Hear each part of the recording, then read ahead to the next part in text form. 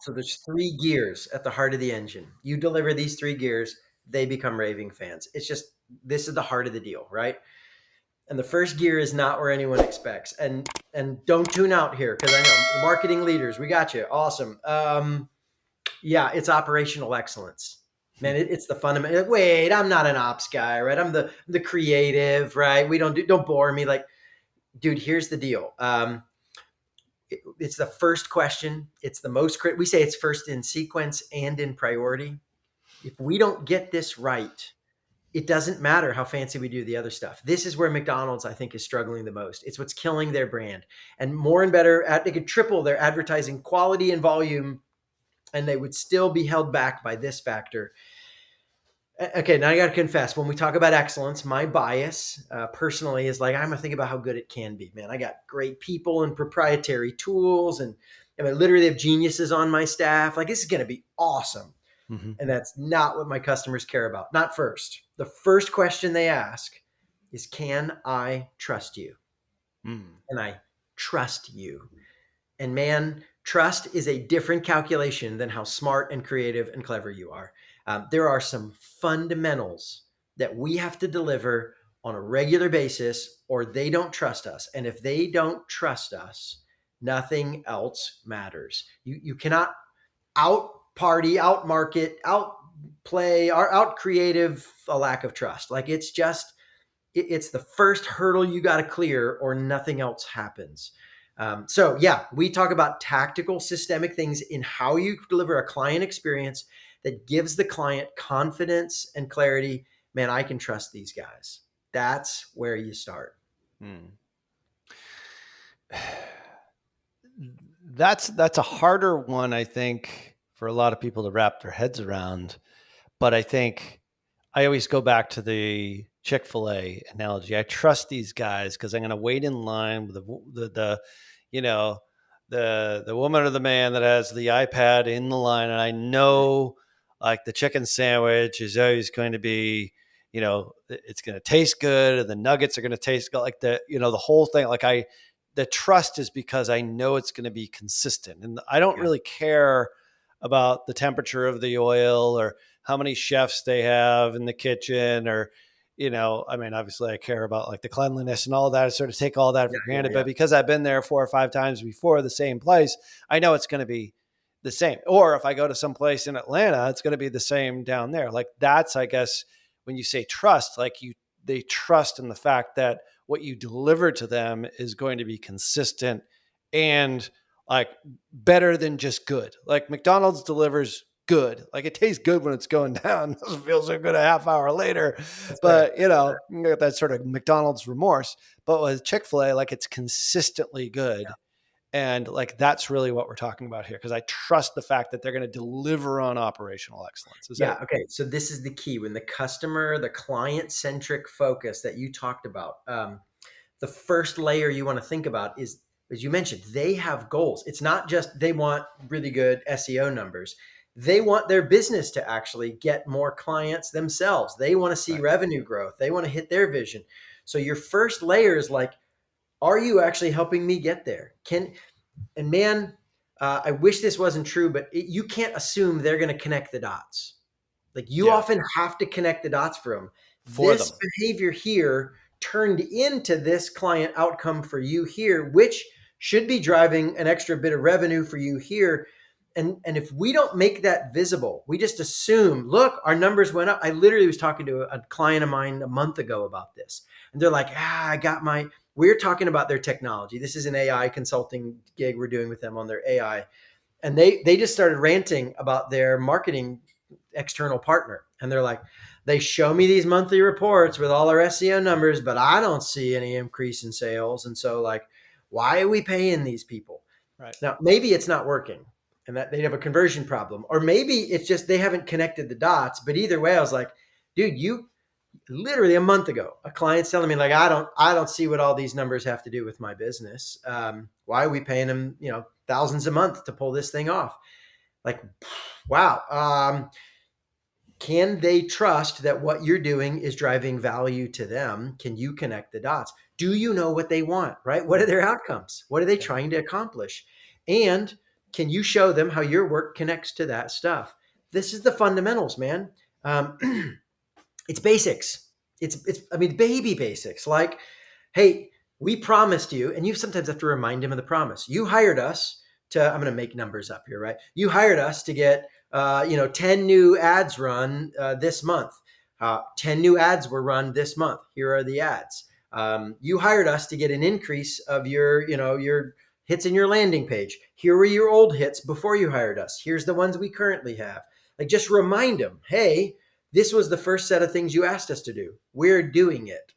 And if you don't, on some of a regular basis, say we did it. Now, some of the other stuff is like reply quickly. Come on, it's not sexy.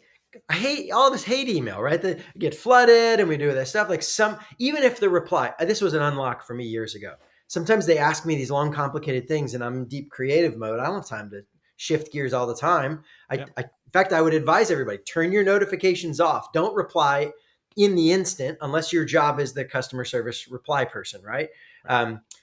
But at the end, like at lunch and at the end of the workday, like even when I'm in deep maker mode doing creative stuff, I pause and I skim through and I'm like, hey, got it. I can't get to you that today. I'll get back to you tomorrow. Just an acknowledgement of receipt, simple, basic communication that says, hey, I got you. I'm not going to let the business day close without letting you know I got this and I care about you. Guys, we're going to get to fancy stuff in a minute.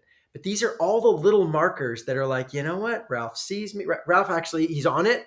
He's reading my emails. We did ask them to do that. They are doing the thing we asked. Until they trust you, man, your creative process and your cool stuff, that might be fun, but man, if they don't count on you in the basics, nothing else matters, man. Right.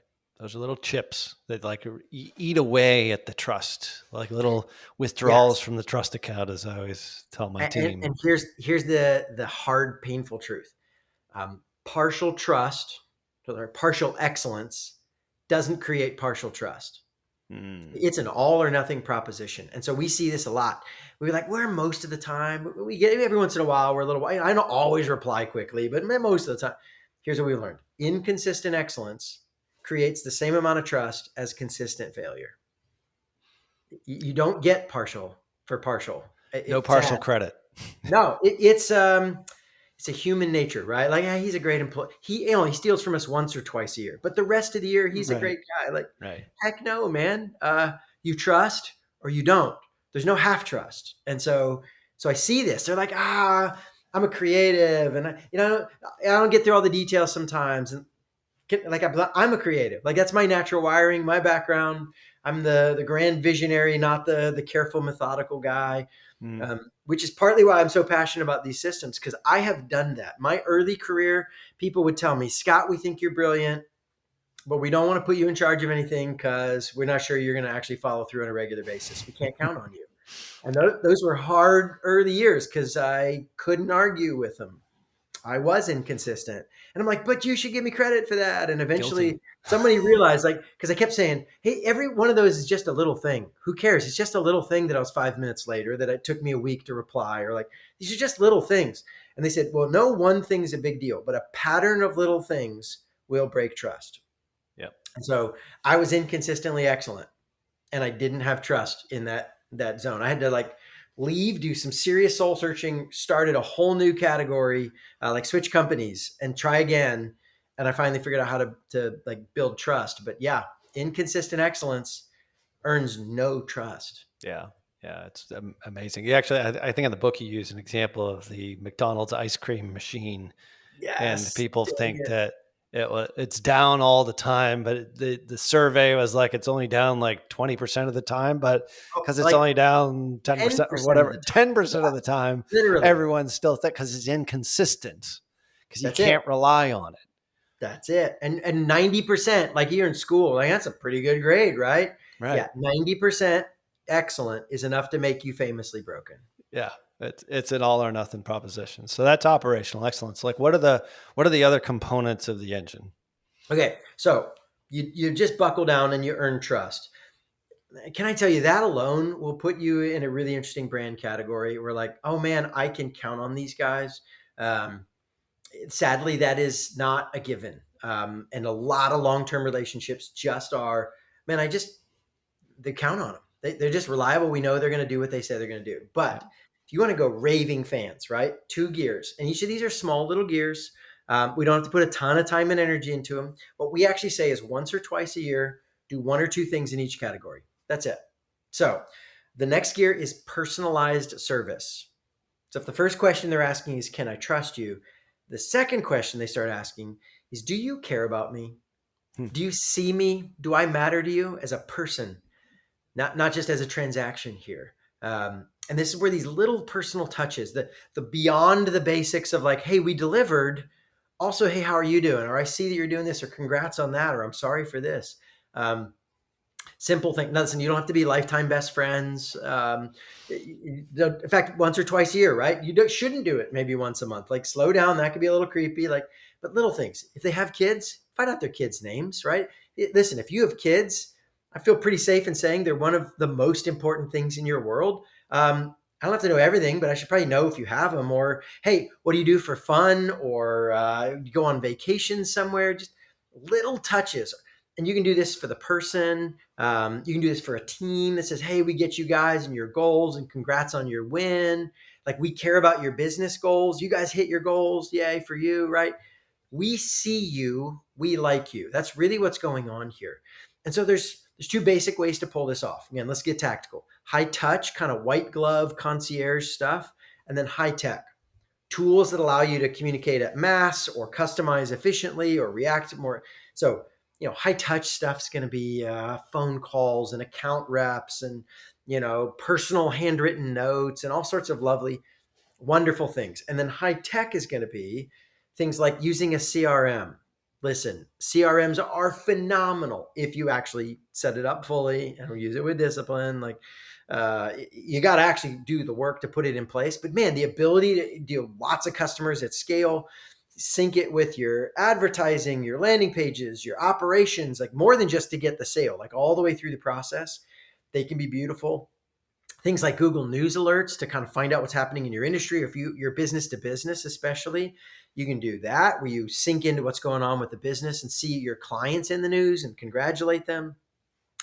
And then, man, this is the AI stuff I alluded to earlier. There's a ton of tools. That's a whole other podcast, Ralph, talking Mhm. about what's happening in the AI world right now. I've got a whole new division and team that we just help people bring in and integrate AI into their company engine. But man, AI is got some phenomenal ways you can do personal touches at scale, and ways that are like faster, cheaper, and more high quality than we've ever done before. And so it's not either or. It's some high touch and high tech, but just if I listed a ton, don't do all those. Once or twice, do one or two things per customer to say, I see you, I like you. If you've done your work in the operational excellence, little touches will say, oh yeah, I remember these guys. Let me, this can't be a sales email. It's not like sales email and I personalized it for you. Right. You should do that. It can't be a marketing push, like, and yes, you should do all that, right? We love that. This is the, man, I'm just thinking about you. It's Mm. proactive and it's personal. It's not a Not generic, transactional. hey everybody. Yeah, Yep. it's to Ralph, and it's about something happening in Ralph's world. That's when this gets like, oh man, yeah, these guys are awesome. They actually like me. And man, that's just enough because you want someone to love you, you love on them first. I mean, it just unlocks so much here. Such a simple thing. And Yeah. I will say, um, it's easy to take your customers for granted. Yes. It really is. But when you do those tiny little things, like it's incredible. I can think of a half a dozen examples right off the top of my head. It's like people just remind me of something. It's like I Yeah. forgot that I even did that, but it was like just a tiny little thing. I'm like, man, I should do that more. And it's Yeah. like, man, does it make a difference? Having Well, said that, I'll tell go, you where yeah, I fall down is I care and then I forget. Because I keep right, thinking, I got warm-hearted impulses. I like these. I'm just gonna, yeah, yeah, when it shows up, I'll do it. yeah, Man, this, the creative who's like gonna get around to it, and then I'm inconsistent. No, I yeah. have got a system reminder. I mean, literally this morning, I had a reminder tick up in my monthly system once a month. It says, hey, send 3 personal notes. I've got cards that are like, I've got my return address and a stamp on them and a little thank you note or a little how you doing thing. I've got a little variety of them, and just, guys, 3 a month. And they're kind of pre-set up. My assistant helps me set them all up. It's going to take me 3 minutes, and that's being generous. It might take me 1 minute if I'm quick at it. Scribble, Mhm. scribble. It's already stamped, right? It's even got the little sticker. I don't even have to lick them. It's just like Yeah. stamp, close, scribble, close, scribble, close, scribble, close, put it in the mail. That's not hard, but you know what happens if I don't have a reminder? You I'll don't do send it. 3 a year because I Right. get busy and forget. Because this isn't the something went wrong, I'm trying to apologize for it. This is the nothing went wrong. I was just thinking of you. How you doing? Mhm. And so setting reminders, setting systems, that little deal, that's a system, right? I pre-buy the cards. I stamp I do one chunk of time where my sister and I, we go stamp a bunch of them, make a stack, address them all. And then they just they're right there, sit on my desk right over there. Mhm. And when it's time, I'll just pick one up, scribble. That system and the reminder means I'm going to do these little simple things on a regular basis versus, oh, yeah, I kind of remember to do that, sort of, but I forget. I'm busy. I'm solving problems. Man, the power of a simple little reminder system for these basic touches, that might be all you need, Yeah. and you start blowing their mind. Yeah. And it's proactive and it's unsolicited and it's non-transactional. It's like, it's all those things. It's like, it's Exactly. amazing how far little stuff like that goes. And, personal notes. I mean, obviously there's plenty of Chick-fil-A examples there as well. We're going back to the customer experience engine. There's one more component here, which I find is even more fascinating and something it kind of blew me away when I first read about All it. right, I'm like, so oh my now God. yeah, I love this one. We're really getting into the marketing deep. I mean, all of us have to do all this stuff, but this is where you really break away from the pack and do some truly unique, creative things. Operational excellence. That's not unique. I didn't create that concept. It's like I Mhm. just got to remind us.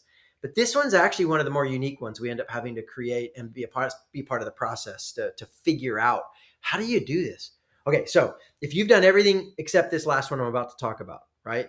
Insight and excellence and service and personal touches. Great, great. They love you. They legitimately love you, but they aren't telling anyone about you. What we learned is there's just because you have loving fans doesn't mean they're raving fans.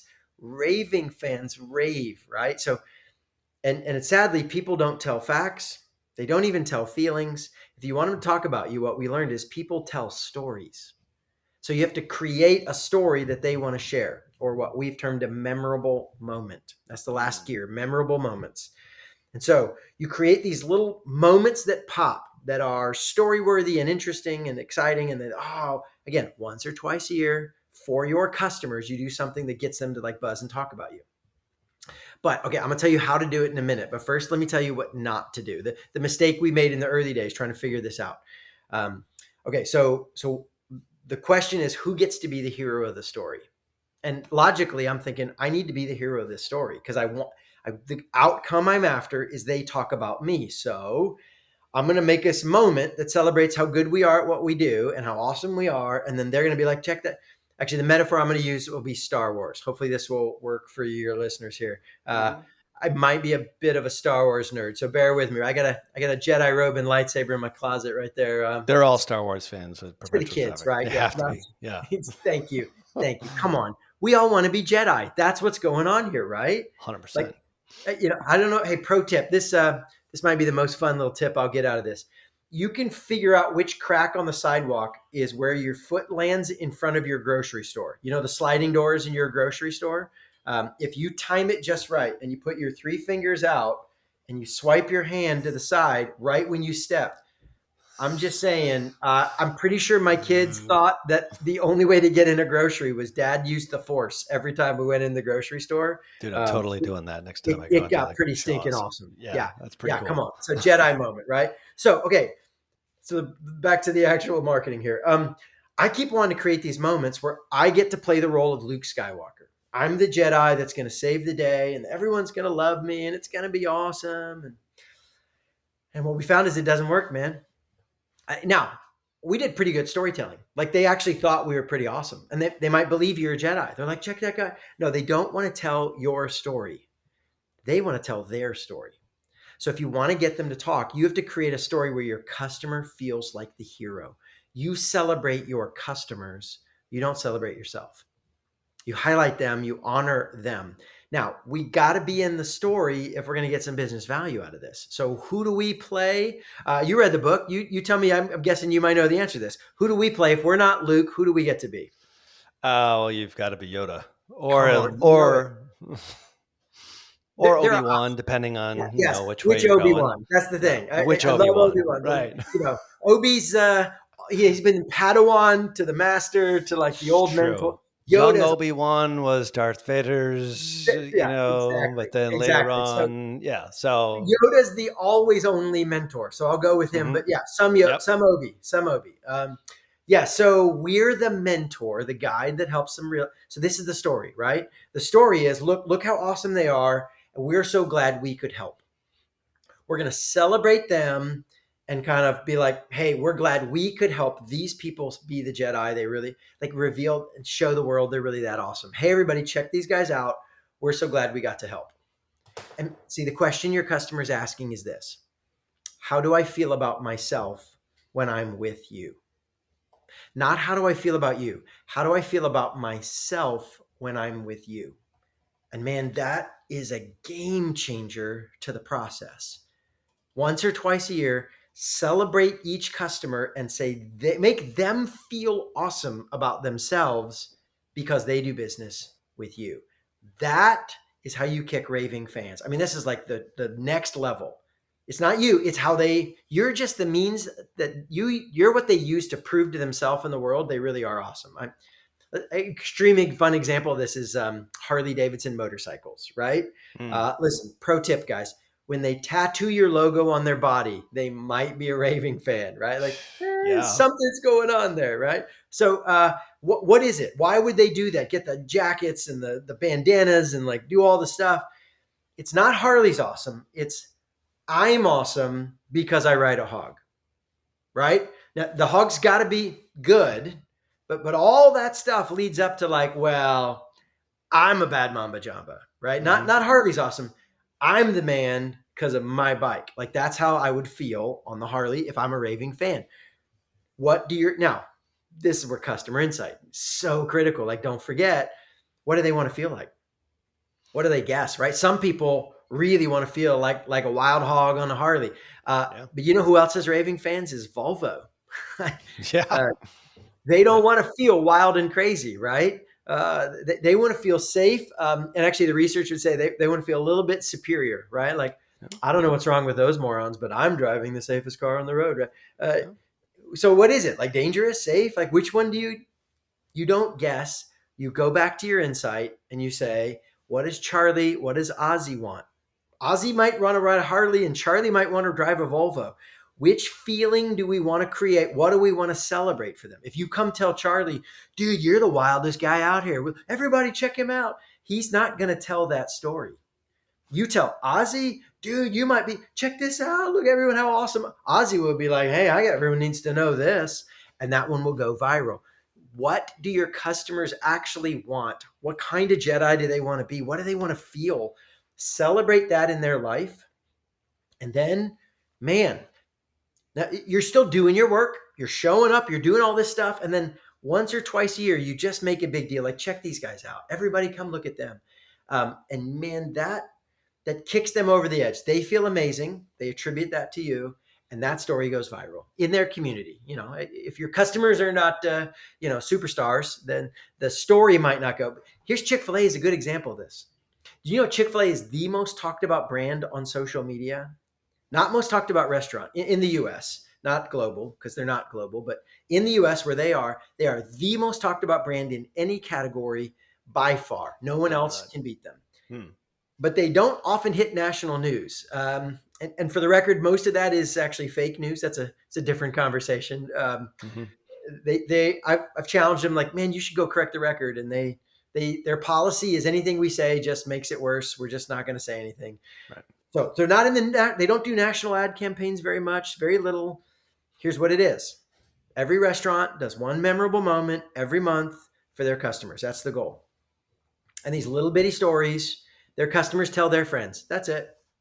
But there are over 3,000 restaurants as the time of this recording that have a little moment that they buzz and tell their friends, and they tell their friends. And every month there's just another little group of them telling their friends. And those little aggregate moments of those people being like, dude, check this out, check this one thing. That's how you get 15% growth every year. That's how you get this crazy, that's how you become the most talked about brand. You don't need, Drake. Now, if you can get Drake or Beyonce to like talk about you, heck yeah, you should do that. Sure. But you also could just get every customer to tell 10 of their friends, and that actually could drive more business value than spending billions of dollars trying to get famous people to talk about you. Man, it is tremendously powerful what happens when people feel honored because they associate and do business with you. So in that, I believe the example you used in the book was like Daddy Daughter Day at Yes, Chick-fil-A, and that's like right. which is great. And you're gonna have to go read the book to read more about that. But let's say I sell microchips, or I sell heavy industrial equipment, and I'm listening to this. I'm like, how can I create memorable moments? Like that's Harley Davidson, that's Chick-fil-A, like that's actually where this is a personal question too. That's where I sort of stopped in the book. I'm like, I don't really know what it would be. Like, what would your suggestion be? Like, how do you brainstorm that? Because I Okay. think this is a key component. Like operational excellence, hard to get really right, by the way. Like Yeah.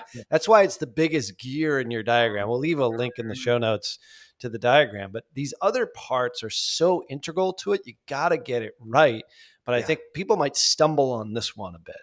100%. Okay, so if you are more in this technical business to business zone, what we have found overwhelmingly the best win is okay, so your work typically is to set up the customer's new thing. Your construction, your manufacturing, your industrial, right? Microchips, even then, right? You are setting tools up in their hands. The end of your work is the beginning of their productivity. And so there's a couple of moments that are really naturally built into your business cycle. We would go to these companies and be like, okay, what do you do when you're done? It's all over and the customer leaves with your stuff. Like they take you got your building, they got your product, they have you got your chip in their machine. Like, what do you do? And they're like, well, we're done. Like, I know we clean up. Like, no, it's all done. Like we invoice them. Like, what are you talking about? Right? Right. No, here's what Invoice we do. them right. Yeah, Perfect. thank you. We What you do, not all the time, not for everybody, but once or twice a year, throw a party and celebrate their launch. Your end is their beginning. You often exist to get them launching the next level of the new thing. And so maybe it's a private party, maybe it's a public party, depending on their business and their space. Nucor, I'll give you a fun example from Nucor. So they've got a variety of different ways they do it. Nucor is a big behemoth with lots of different divisions of products and types and customers. But one of their guys, one of their divisions, they do the steel frames for like Walmarts and Amazon warehouses, massive industrial buildings, right? Commercial buildings. Okay, so they're the first part of the construction process. Then they're done, and like they're putting up walls and painting floors, and like they're not involved in any of that stuff. And so in the part of that process, they just stay in loose touch, right? Personal, just a little bit. Hey, we see you. What's going on? But you know what they do? They come back. Sometimes it's 6 months after they've been off the job site, and they host a dinner, nice place like a Ruth Chris Steakhouse. They'll get in this nice steakhouse. They'll bring everybody together and Hmm. they'll just reminisce on the project. It's all the project leaders for their clients, the different subs, and they're one of the subs. They're not even the main guy, right? And they bring in all the folks and they bring in the main client and they celebrate how everybody did. One of their guys has a really good sense of humor, hilarious. I love this stuff. He gives out awards, but the awards are things like, hey, most likely to drop your phone down a trash chute. Congrats, Ralph, because you Hmm. did, and we're still giving you a hard time. Best singing voice, because Scott was always singing on the job and it was terrible. And we're like, oh, you stink. But they have fun, but they're also like little slideshow, drone footage they captured throughout. And they're like, man, we just love being on projects with you guys. You're great partners. Look at what you're doing in the world. And then they post a little publicly. So there's a little bit of public posting, but there's also a very private, like, man, we just want you to know we love working with you. You're doing good things. You did this. We took a rough lot, and they visualize it, right? Look at this rough lot. Look at the pretty building you ended up with. Man, we can't wait. This is our launch dinner to celebrate your launch. They've already been paid. They're out. right? They don't fit sour that moment by like, and would you sign the next contract right here? It's Right. just a pure dinner to celebrate them, launch it. For some construction companies have literally bought a red carpet, and they'll like roll a red carpet out, and the staff show up with cameras, like old flash cameras and all this stuff, and people walk in and the ribbon cut and they make a moment, and they're like, check out our people, look community, look who's in the neighborhood, and they make a big deal out of them. So there are ways to do this launch moment that really move it in. We're glad we could just be a small part of the process of helping you guys launch and do good things in the world. We're Yoda, you're the Jedi, this is going to be great. So that's one of the key ways you can do this. Mm. One of the other key ways to do this is you just track their business progress. And when they have a business win, you show up and celebrate them for their business win. So this could be far delayed, Okay. but they hit their business goal, and you're just like, dude, we just want to make a big deal out of you. And so I'll give you a couple other examples. We worked with a group, a big physicians network, multi-state hospitals and private clinic, surgery practices, and all this big, massive health complex. And one of the things they did was institute an award for the top 20% of physicians in each of the major in discipline categories. And medicine's got that, like internal medicine and orthopedics, and they would track their patient numbers. And the client was somebody who ran high data stuff, that they did kind of AI data algorithms, this very high tech kind of tracking trends and patient outcomes and efficiencies. And one of the things they did, one of their key people, is they needed these physicians to actually engage and use the tool very often. So they just honored the top physicians in the space. Hmm. And what do you know, Ralph? It just so happened that the vast majority of the top people used their tool to get better outcomes because they're measuring outcomes. And so the people using the tool, they didn't have to say it because it was such a tight correlation. It's like, we're just going to celebrate the top. You guys are awesome. We're so glad our system can help call out that Ralph's one of the best physicians in the network. So you just track their business goals. So microchip guy, maybe you're going to have like launch party. Hey, new chip out, new wave out, new business season. Or maybe you're going to come up like say, hey, you guys had a banner quarter too. Like we're going to highlight everybody, check out these. It's your client. Check out these, because maybe you make microchips, you sell them to people who do the actual, consumer product, computers or consoles or whatever they sell. And you're like, number one console in the market, or you guys had 30% sales growth this quarter. And like, we're so great. And of course, your chip is a part of what they're selling, but you're celebrating, you guys are having business success. Everybody look at how great they are. That's the kind of stuff you do that honestly Chick-fil-A can't do. In some ways is more directly tied to the business value you provide and makes it more important. We should keep doing business with these. It's actually better for you on the business to business technical side. Really? You just got to get a little creative or maybe have a bigger delay in that process. But oh man, this is very much for that category. The impact is major. And I think it's just so like you're evoking the law of reciprocity here without asking for an ask. I mean, once again, it's 100%. non-transactional, like you're legitimately doing it. And oh, by the way, it's probably pretty damn good for repeat business. Yes. I So mean, listen, anybody listening can say, of course, like that's a lot of work. But like if you're selling, $1 million contracts or $100,000 contracts, like the examples that you used, like what better way to ensure that customer keeps coming back than to do these things? And you're also doing it in a genuine way. I will not say it's easy to do it though, but it's because you do have to put some thought into it, but it's, that's right. oh my God, it's so worth it. And listen, it's something your competitors can't copy, can't Right. like they can say, hey, we have a new technology. We got a price break. We got all this stuff. But like, dude, those are the guys that make me feel stinking awesome. Those are the guys I have dinner with at the launch of projects. Like, yeah, good luck with your price break, buddy. Yeah. This puts you in just like an almost non-compete category of like, it's a different relationship. It's literally now we're a raving fan versus a regular customer. And it's just psychologically, you're in a different mental bucket. And it's like, oh yeah, we're going to do. The question is, what are we going to do with you this year? Not should we do it with you. You still got to get down and negotiate. What would be good value? And do you want to try this new feature? but it's like a given. Of course, these are my people. We're going to work together. The question is how. Yeah. It's a wholly different space to play in, man. I would submit that 99.9% of companies don't do any of this. And it's like, even if you do it and it's not that Yeah. great, or you don't pull it off the way that you explain it, it's better than everybody else is doing it. And they just feel thought of Yes. and That's understood, and all of those human emotions. Because, at the end of the day, business is not just business. Business is personal.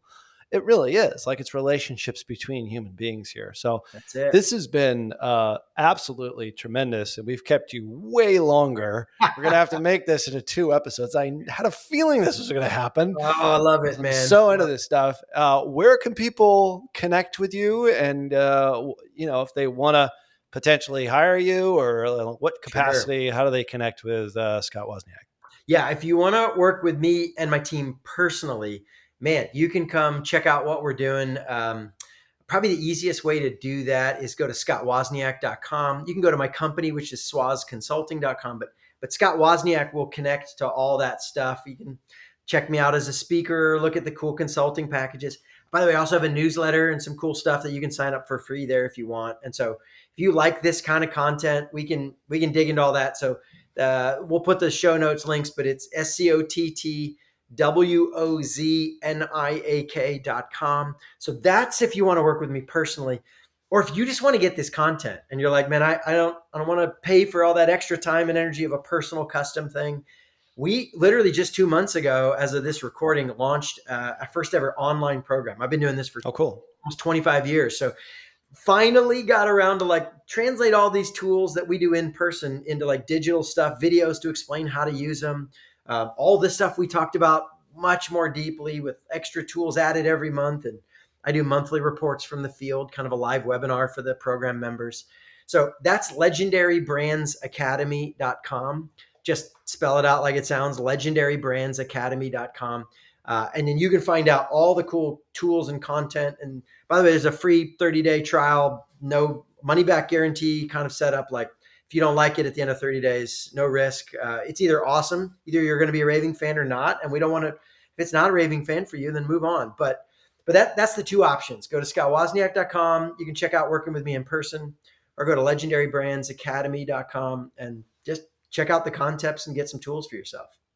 And obviously, we'll leave all links in the show notes over at perpetualtraffic.com. So make sure that you do check that out. And also make sure that you do check out our YouTube channel at perpetualtraffic.com/YouTube. And we'll also leave links in the show notes for the book, obviously. Like that, I think that's a given. I mean, if people don't have time to read this book, or at least listen to it on their commute, I mean, you go into a lot more detail in a lot of the stuff that we mentioned here. We even sort of teased a few of the examples that you use. The more you listen to it, the more it starts to even make more sense, and the more it sort of sparks ideas as to how you can start implementing a lot of these strategies into your business. And trust me when I say, having implemented it in the last year or so, it makes a major difference. And, you don't have to be perfect. You just have to start doing it. And I think that's the big thing, is just implement. Done is always better than perfect in my mind. So definitely check that out over at perpetualtraffic.com, and check out all the links. Legendary Brands Academy, that was brands with an S, correct? Yes. So so that's pretty cool. Like, I didn't realize you guys had an online training there. So It's definitely pretty check that new. out. Yeah. Yeah, Check very it out. cool. But regardless, I mean, this has been tremendous. I've learned a lot. I've read, like I said, I've read the book so many times. I picked up like 20 new things. I've got pages of notes here. So Nice. appreciate you coming on Perpetual Traffic, Scott. It's been absolutely tremendous. Thanks, Ralph. It was awesome. And make sure that wherever you listen to podcasts, you leave us a rating and subscribe. Always helps us to reach brands like yourself, marketing directors, CEOs, people who are trying to achieve their vision. If you're a purpose-driven organization, of course, you can always get our help over at true11.com. But like I said, thank you so much for coming on this week's show, Scott. On behalf of my awesome co-host, Lauren Petrullo, hopefully she makes it back from Jamaica. Until next show, see ya.